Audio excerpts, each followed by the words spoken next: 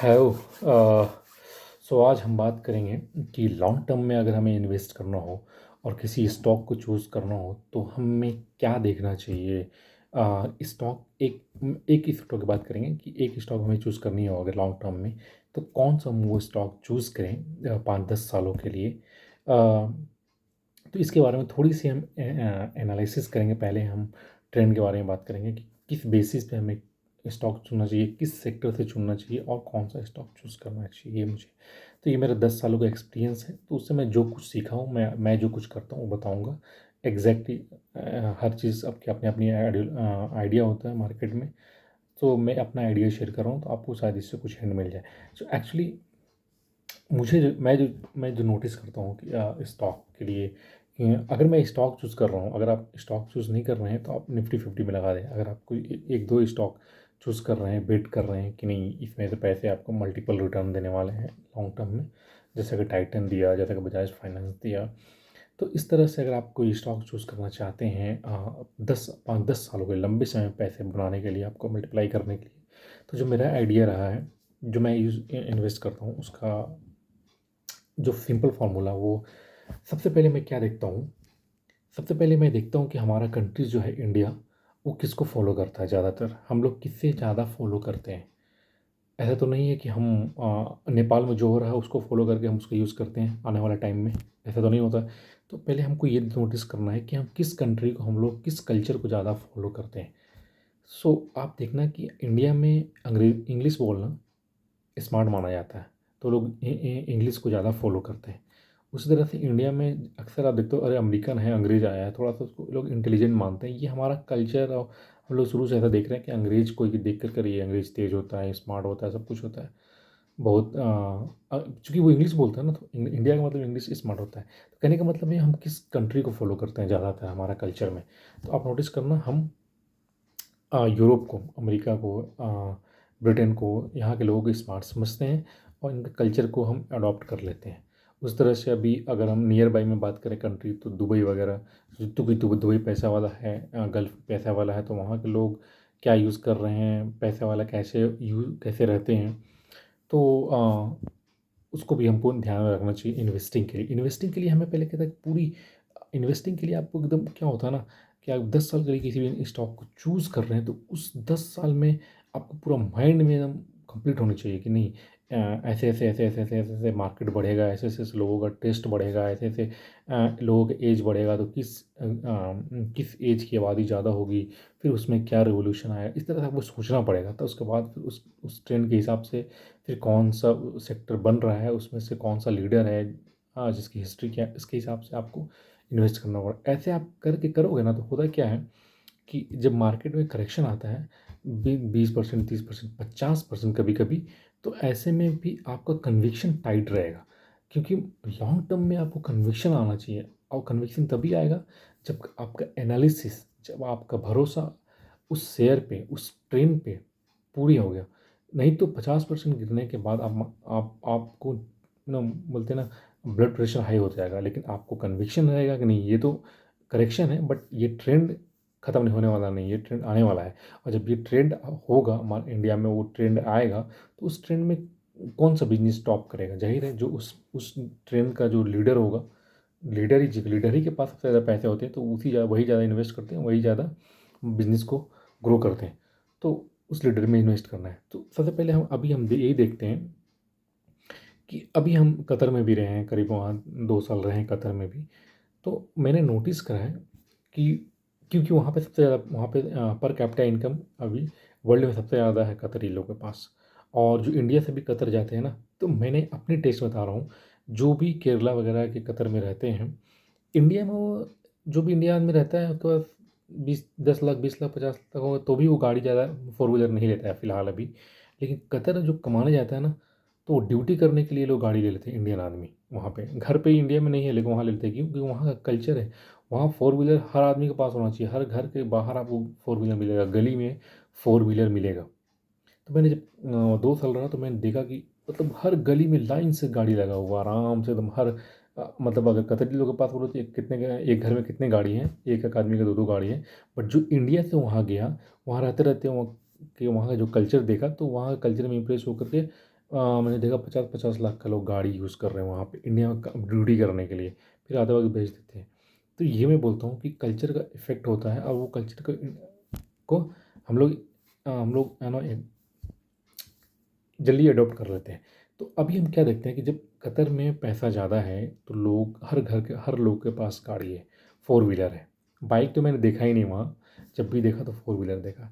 और यूएस में भी वगैरह में भी लगभग सबके पास गाड़ी है, बाहर में भी सबका फोर व्हीलर है।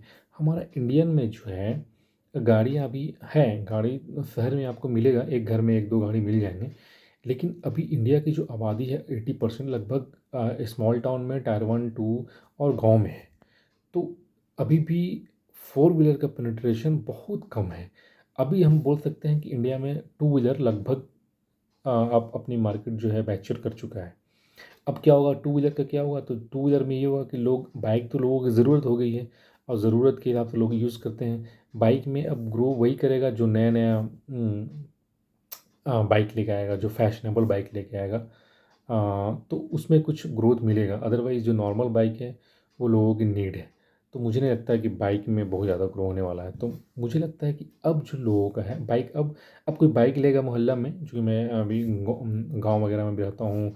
मैं बिहार का हूँ, तो बिहार का पूरा कल्चर मालूम है मुझे, यूपी का, बिहार यूपी झारखंड, जो हिंदी बेल्ट वाला जो कल्चर है। और वहाँ पे हम नोटिस करते हैं लोगों का कल्चर देखते हैं।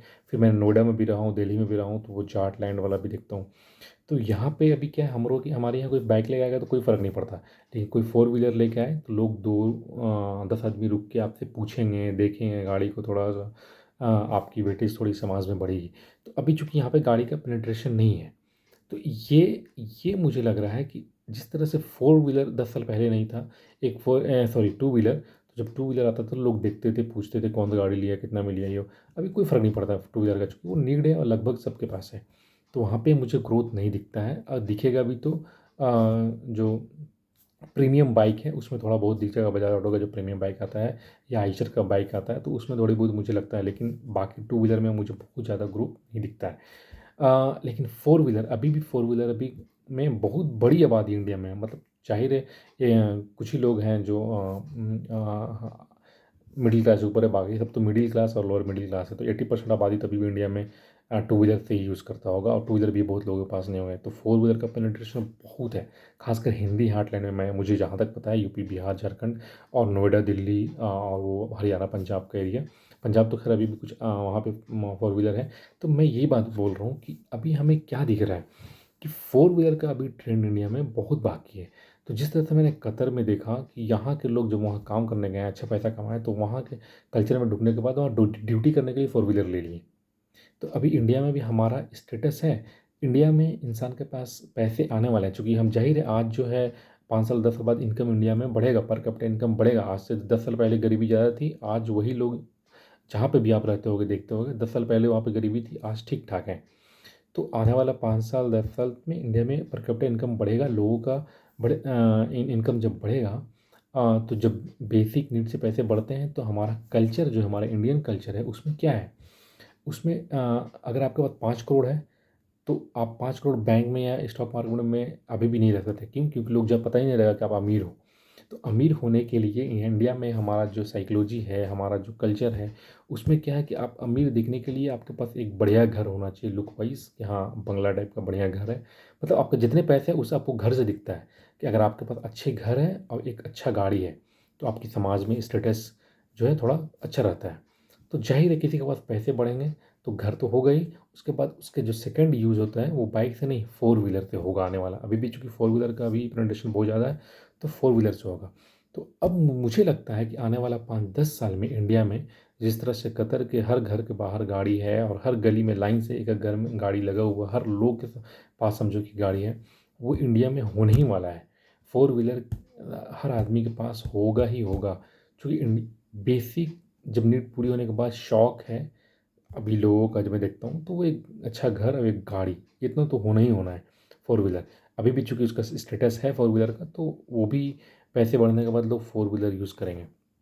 तो अब हम देखते हैं कि फोर व्हीलर का डिमांड, मैंने ट्रेंड से, कल्चर से, आस पड़ोस के देश जहाँ के हम फॉलो करते हैं वहाँ से पता चलता है। चाइना में भी आप देख सकते हो, वहाँ से भी कंपेयर करो तो वहाँ फोर व्हीलर का पेनिट्रेशन बहुत ज़्यादा है इंडिया से। तो जाहिर है धीरे धीरे हमारी इकनॉमी बढ़ेगी तो चाइना से करीब जाएंगे तो हमारा फोर व्हीलर का ट्रेंड बढ़ेगा, चूँकि हमारा टेस्ट भी है फोर व्हीलर में, हमारा कल्चर में। तो अब हम देखते हैं कि फोर व्हीलर का मेरे हिसाब से कन्विक्शन है कि फोर व्हीलर की डिमांड इंडिया में बढ़ेगी। अब फोर व्हीलर की डिमांड जब बढ़ेगा तो इसमें से कौन सा स्टॉक हम चूज़ करें, है ना। तो मेरे पास हम लोग लीडर कौन है अभी इंडिया में फोर व्हीलर का, तो लीडर में देखो तो मारुति मिलेगा, मारुति के बाद महिंद्रा एंड महिंद्रा, टाटा मोटर्स। तो मेरा जो टेस्ट है फोर व्हीलर में, चूँकि मैं हिंदी बिल्ड से आता हूँ, मुझे साउथ का नहीं पता टेस्ट ज़्यादा, लेकिन Hindi build UP, Bihar, Jharkhand and Delhi में, नोएडा, नोएडा में रहा हूँ, जब 5-6 साल रहा हूँ, दिल्ली में 2-3 साल रहा हूँ। तो नोएडा, यूपी, दिल्ली एनसीआर हो गया, हरियाणा, पंजाब। तो यहाँ पे मैंने देखा है लोगों में जो थोड़ा स्टेटस, आजकल मैंने जो बिहार में, बिहार तो मेरा घर ही है, तो देखता हूँ तो लोग ज़्यादातर अब फॉलो, पहले मारुति यूज़ करते थे, मारुति का कार ज़्यादा, अरे मारुति, मारुति का गाड़ी है, तो मारुति का वैल्यू स्टेटस के लिए मारुति अच्छा माना जाता था। बट अभी हम इन 2-4-5 सालों में देखता हूँ कि जब से ये महिंद्रा महिंद्रा ने स्कॉर्पियो का बोलबाला डाला है हिंदी हार्टलैंड में खासकर, तो स्कॉर्पियो की वजह से महिंद्रा का एक स्टेटस जो भारी भरकम हो गया है। भारी मतलब ना, दिखता है लोगों में कि नहीं महिंद्रा का गाड़ी है, महिंद्रा का गाड़ी, हेवी गाड़ी है, हेवी मतलब महिंद्रा। मारुति को सॉफ्ट माना जाता है, सॉफ्ट मतलब मारुति को बोल सकते हैं कि हाँ मेरे पापा लोग अगर यूज़ लेंगे तो मारुति लेंगे। बट यंग जनरेशन ज़्यादातर मैंने नोटिस करता हूँ कि महिंद्रा को यूज़ करता है। टाटा मोटर्स का वो इलेक्ट्रिक व्हीकल में अभी आने वाला है, लेकिन इलेक्ट्रिक व्हीकल में पता नहीं कौन होगा। अभी टाटा मोटर्स चल रहा है, लेकिन टाटा मोटर्स का अभी कमर्शियल व्हीकल तो सॉरी पर्सनल यूज़ के लिए तो कोई टाटा मोटर्स की मैंने गाड़ी देखता ही नहीं हूँ, किसी का चॉइस नहीं दिखता टाटा मोटर्स का। लेकिन हाँ इलेक्ट्रिक व्हीकल में आएगा तो मुझे इलेक्ट्रिक व्हीकल में कौन लीड करेगा उसका नहीं पता, लेकिन जो गाड़ी का जो टेस्ट है अभी लोगों के बीच में, वो अभी टाटा मोटर्स पर्सनल यूज़ के लिए नहीं है। हाँ उसका ट्रक वगैरह आता है, अलग बात है, लेकिन टाटा मोटर्स में एक जैगवार आता है तो उसका तो अलग ही ऑडियंस अलग है, बहुत रेयर ऑडियंस इंडिया में जैगवार का। लेकिन हम एक मिडिल क्लास के लिए बात कर रहा हूँ कि इस एज ग्रुप का इंडिया में आबादी भी ज़्यादा है और इस पेनिट्रेशन भी ज़्यादा होने वाला फोर व्हीलर का, तो कौन सी प्रीफर करते हैं। अब हिंदी बेल्ट में आबादी भी ज़्यादा है, तो मुझे लगता है कि पहले मारुति था, अब मारुति थोड़ा सॉफ्ट हो गया है, hard heavy and heavy status में महिंद्रा एंड महिंद्रा आता है। तो महिंद्रा एंड महिंद्रा का, अब चूँकि उसका स्कॉर्पियो सबसे हिट गाड़ी था, बोलेरो था, उसके बाद स्कॉर्पियो, स्कॉर्पियो के बाद एसयूवी महिंद्रा एंड महिंद्रा का, तो ये काफ़ी अच्छा इसको माना जाता है और हेवी में अच्छा माना जाता है। तो मुझे लगता है कि महिंद्रा एंड महिंद्रा आने वाला टाइम में 5-10 सालों के लिए अगर लॉन्ग टर्म में इन्वेस्टिंग किया जाए तो अच्छा वेल्थ बन सकता है महिंद्रा एंड महिंद्रा में। तो अब देखो, अब महिंद्रा एंड महिंद्रा और मारुति यही दोनों लीडर हैं। मारुति लीडर है, बहुत बड़ा मार्केट शेयर इंडिया में 52% का। तो अभी हम इसमें क्या कर सकते हैं, चूँकि लॉन्ग टर्म में इन्वेस्ट करना है तो हम मारुति और महिंद्रा दोनों को ले सकते हैं स्टॉक को। अगर हमें बायस्ड है ये महिंद्रा महिंद्रा की तरफ, तो हम 70% या 60%, मतलब अपने जो भी हम इन्वेस्ट कर रहे हैं ऑटो में, तो उसका 70% महिंद्रा एंड महिंद्रा में एंड 30% हम मारुति में इन्वेस्ट कर सकते हैं और आराम से 10 साल के लिए, अभी 15 साल के लिए इन्वेस्ट कर सकते हैं, कोई इशू नहीं है जहाँ तक लग सकता है। टाटा मोटर्स को आप कंसिडर कीजिए, अगर आपको ईवी समझ में आता है कि ईवी में हमें टाटा मोटर्स कन्विक्शन, मुझे ये कन्विक्शन नहीं है कि ईवी में कौन आगे आएगा। और जहाँ तक जो लीडर होता है, जो लीडर होता है और जो अभी अगर गाड़ी का टेस्ट मुझे एम में मारुति है, तो ईवी में भी वो आ जाएंगे, वो थोड़ी ना हमारे बैठे हुए हैं ईवी के लिए, लेकिन ईवी आएगा तब हम कुछ काम करें, वो भी काम कर ही रहे हैं ईवी में।